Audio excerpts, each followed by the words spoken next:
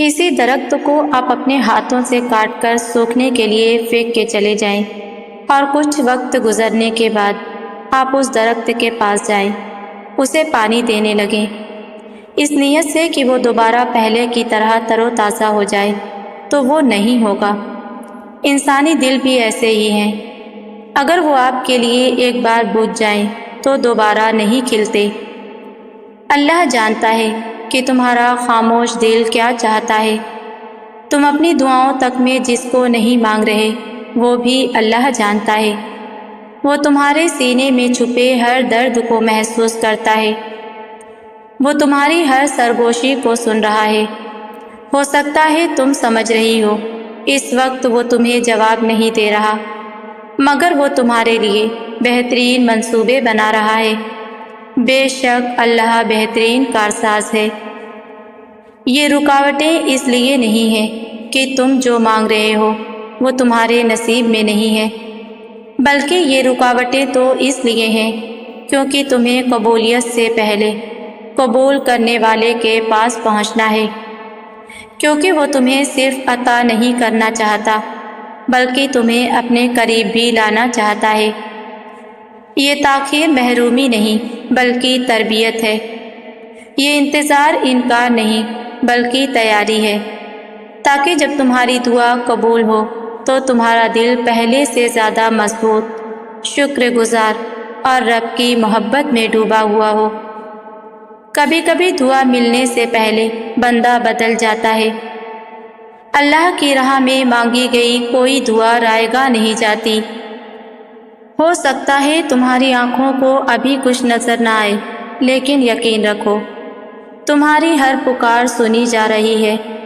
جو تمہارے لیے بہتر ہے وہ تمہیں وقت پر عطا کیا جائے گا۔ اللہ دیر کرتا ہے مگر انکار نہیں، کیونکہ وہ تمہارے صبر کو بلند درجے میں تبدیل کر رہا ہوتا ہے۔ بس اپنی نیت کو خالص رکھو، اپنے دل کو اس پر چھوڑ دو اور دیکھو کیسے وہ تمہیں وہاں پہنچاتا ہے جہاں تمہاری دعاؤں کی بھی رسائی نہ تھی۔ اپنے دل کو اللہ پر چھوڑ دو اور پھر دیکھو کیسے وہ تمہیں وہاں پہنچاتا ہے جہاں تمہاری دعاؤں کی بھی رسائی نہ تھی۔ ہر کام کا ایک مقرر وقت ہے۔ کوششیں اور محنتیں رنگ تبھی لاتی ہیں جب معلوم ہو کہ جو ہوگا اپنے وقت پر ہوگا اور جو ہوگا بہترین ہوگا۔ یہ نہیں کہ مایوسی اختیار کر لی جائے اور یہ دعا کی تھی، یہ نہیں ہوا، وہ نہیں ہوا، اب کیسے ہوگا، کہاں سے ہوگا، اتنا صبر کیا تھا، اب کیسے صبر کروں۔ تو جان لیں کہ یہ الفاظ مایوسی میں شمار ہوتے ہیں، اور مایوسی تو کفر ہے۔ اپنے ذہن میں یہ بات ڈال دیں کہ مقرر وقت پر اللہ آپ کو آپ کی مانگی ہوئی شے عطا کر کے آپ کو خوش کر دے گا۔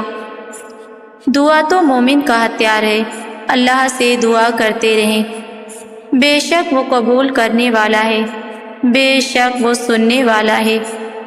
آپ صبر کریں اور بہتر وقت کا انتظار کریں۔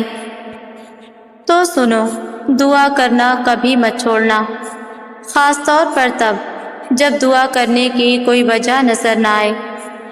اس کو آواز دینا اور یہ بتانا کہ تم اب بھی مایوس نہیں ہو، کہ تمہیں اب بھی اللہ کے معجزوں کا انتظار ہے، کہ تم نے اب بھی نصیب سے ہار نہیں مانی۔ جو اللہ سے رابطہ نہیں توڑتے، اللہ بھی پھر ان سے وابستہ رابطوں کو ٹوٹنے نہیں دیتا۔ اللہ جانتا ہے تم پر کیا کیفیت گزر رہی ہے، وہ جلد ہی ایسی مدد بھیج دے گا کہ تم مطمئن ہو جاؤ گے، انشاءاللہ۔